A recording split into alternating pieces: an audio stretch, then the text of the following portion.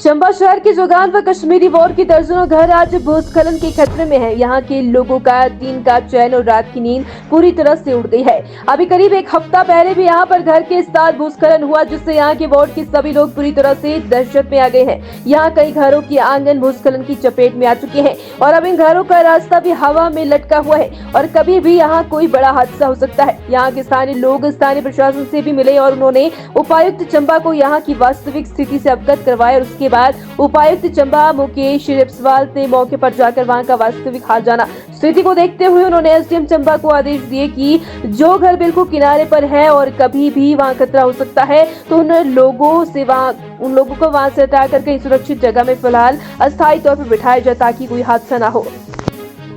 जी, अभी एक डेलीगेशन आप लोगों के सामने ही कश्मीरी मोहल्ले से आके मिला है, जिन्होंने अवगत कराया है कि कश्मीरी मोहल्ले के नीचे की तरफ कंटिन्यूस स्लाइडिंग हो रही है। साथ ही उन्होंने ये भी बताया है कि इस चीज़ का जो मामला है वो राज्य सरकार का जो मिटिगेशन फंड है अंडर एसडीआरएफ एंड एनडीआरएफ, उसके अंदर भी ये चीज़ पहले से उठाई जा चुकी है। तो बिकॉज़ एसडीएम साहब इस चीज़ से काफ़ी अच्छे तरीके से परिचित हैं, तो एक फील्ड इंस्पेक्शन करके देखा जाएगा कि अगर कुछ इमीडिएट ख़तरा है to any of the residences, जो लोग वहाँ पे रह रहे हैं, जो लोग वहाँ पे काम कर रहे हैं, तो उनको इमीडिएटली शिफ्ट करने की कोशिश की जाएगी। एंड साथ ही में ये कोशिश की जाएगी कि जो हमारा एस्टीमेट गया हुआ है ज़िले की तरफ से राज्य सरकार को पैसे का आवंटन करने के लिए, ताकि यहाँ पे प्रोटेक्शन वर्क स्टार्ट किया जा सके, तो उसके लिए थोड़ा स्ट्रांगली फॉलोअप करेंगे ताकि जो लोगों ने आज चिंता जताई है उसका समाधान किया जा सके। लोगों से अभी तो संयम बरतने की अपील हम करेंगे। विल ट्राई कि आज शाम को ही हम लोग जो ये जॉइंट इंस्पेक्शन हम करना चाह रहे हैं वो कर लें, ताकि ऑन द स्पॉट जो इश्यूज़ हैं उनका एड्रेस किया जा सके। एंड सहयोग की अपील रहेगी, थोड़ा सा हमें समय दें उस चीज़ की अपील रहेगी। तो कल जैसे कि कुछ कश्मीरी मोहल्ले के लोग हमसे मिले थे आस्किंग रिगार्डिंग कि जो एरिया है थोड़ा अनस्टेबल हो रहा है बिकॉज कंटिन्यूस लैंड स्लाइडिंग यहाँ पे हो रही है। और एसडीएम साहब और एक्सीएन साहब ने भी इन्फॉर्म भी किया है कि जो पिछले साल की बरसात है उसमें कुछ फैमिलीज़ को यहाँ से शिफ्ट भी करना पड़ा था।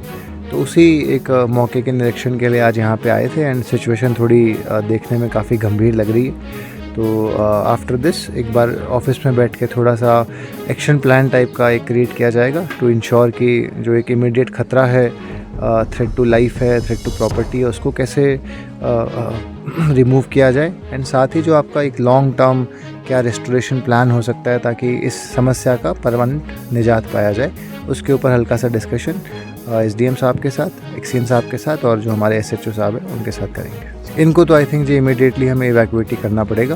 तो एसडीएम साहब जो हैं he will take action for that. Families के लिए कोई रहने की उचित व्यवस्था की जाएगी ताकि कुछ समय के लिए वो वहाँ पे शिफ्ट हो सकें। एंड जैसा एक्सीएन पीडब्ल्यूडी ने बताया कि मोर और लेस उनकी डीपीआर तैयार है, कुछ एक ही समय में they will be in a position कि उसको सरकार को सबमिट कर सके।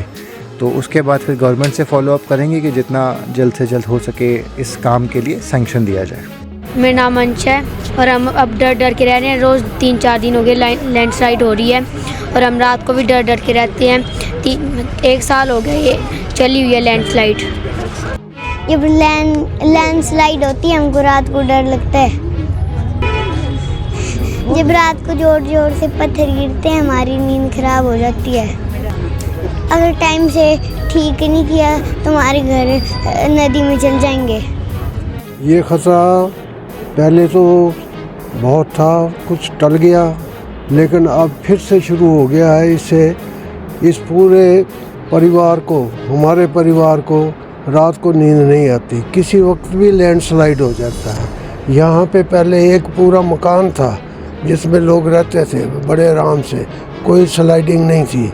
लेकिन जब से ये 72 से यहाँ खतरा बना हुआ है, लेकिन आज तक सरकार के द्वारा कोई ख़ास कदम उठाया नहीं गया, केवल आश्वासन दिया गया है। तो हम चाहते हैं कि अब जो विज़िट हुआ है डीसी साहब मेहरबानी करें और इन सभी के लिए कुछ ना कुछ इंतज़ाम करें ताकि ये आराम से अपने बच्चों से, परिवार सहित आराम से रह सकें। बस यही।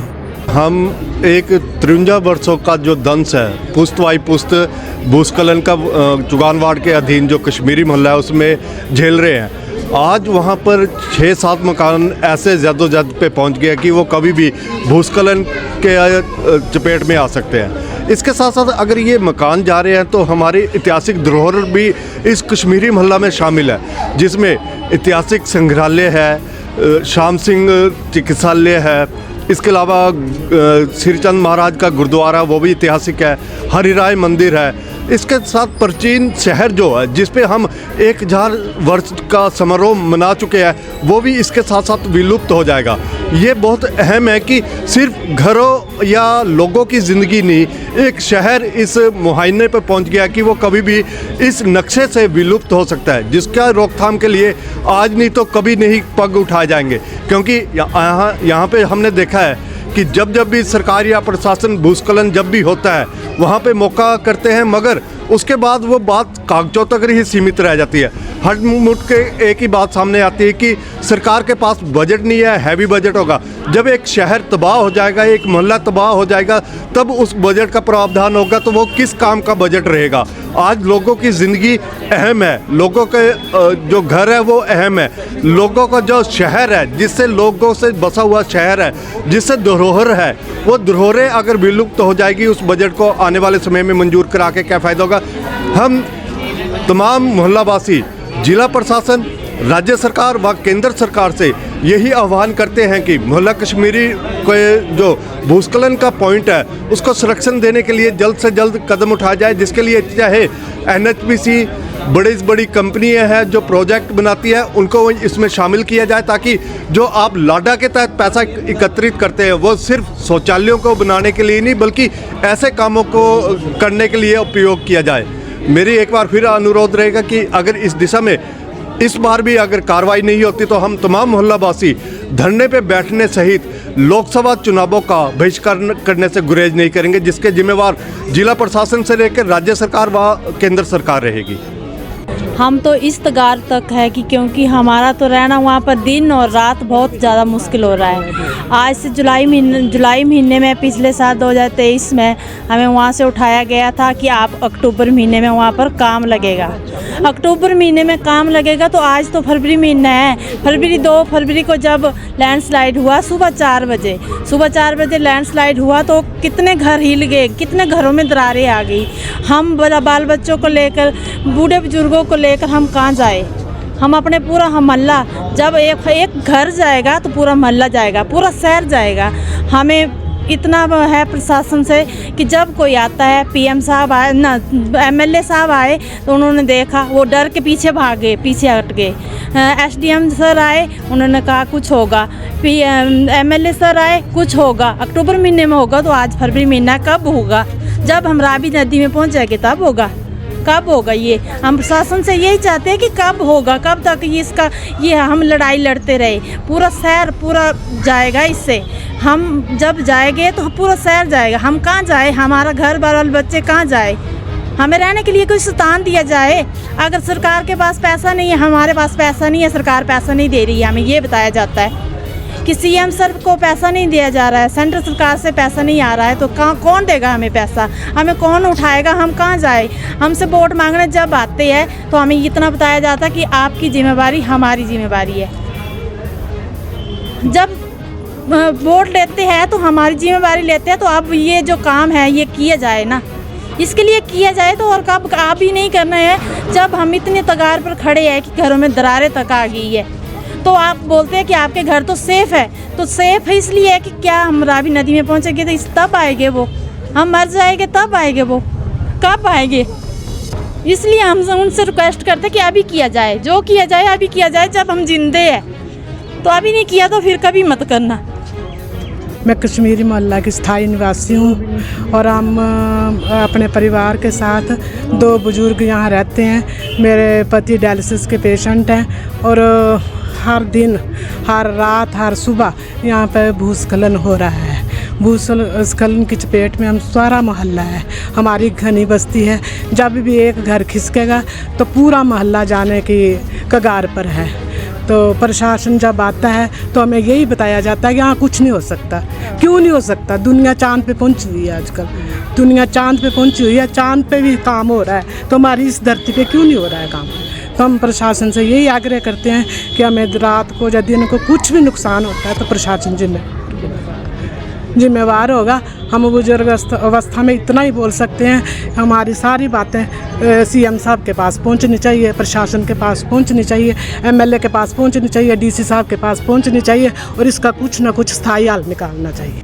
मैं मोहल्ला कश्मीरी की रहने वाली हूँ। सर, हमारी वही समस्या जो 6 महीने पहले से हम जिससे जूझ रहे हैं, 6 महीने पहले तो क्या सर, ये समस्या अभी की नहीं है, ये 50-60 साल पहले की समस्या है जो जिससे हम अभी तक जो है उससे निकले नहीं है।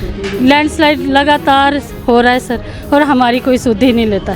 सिर्फ प्रशासन का क्या है कि वो सिर्फ कागज़ों तक ही सीमित है, कि वो सिर्फ आते हैं और जो उनका मुआयना करते हैं बस वहीं तक सीमित है सर। उससे आगे पता नहीं है। ये है कि या मीडिया या प्रशासन हमारी बात जो है ना मुख्यमंत्री तक या प्रधानमंत्री तक कहीं तक नहीं पहुंचती। ये सीमित है सिर्फ कागज़ों तक और इनके वहाँ के जाने तक और वहाँ देखने तक की सर। उसके बाद कोई एक्शन नहीं लिया जाता है। अभी 6 महीने पहले हम सराय में रह चुके हैं सर, तो उसके बाद 3 महीने के बाद हमें उठाया गया कि आप जाओ, काम आपका स्टार्ट हो जाएगा।